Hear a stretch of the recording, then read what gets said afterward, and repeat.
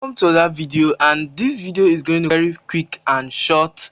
I stumbled across this blunder prevention whereby you are given between two moves and one is obviously a blunder, so you have to calculate and find out why is a blunder.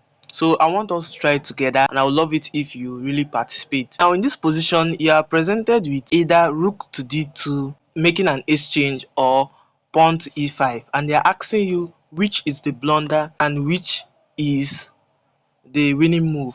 Now you have to take a lot of things into consideration.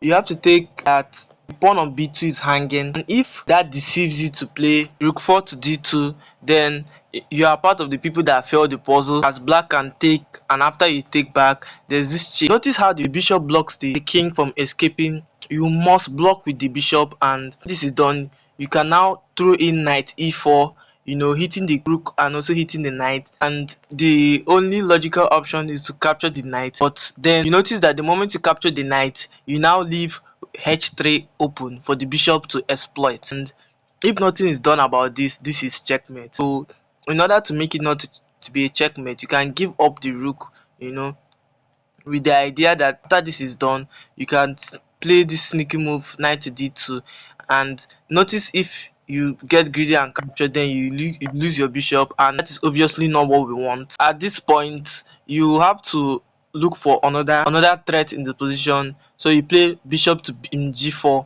and white plays knight to f3.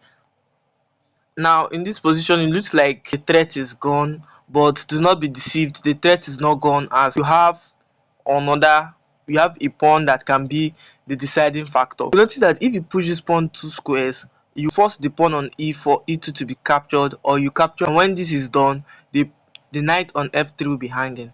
So the only logical plan in this position is to play d4, and when that is done, white can do little or nothing, as white plays king to d2, and you play d3, carrying on with your plan. Now the only logical move is to capture, and when he captures, you capture the knight with your bishop, and he moves up, and you capture the rook. Can you win this position from here? Let me know in the comment section.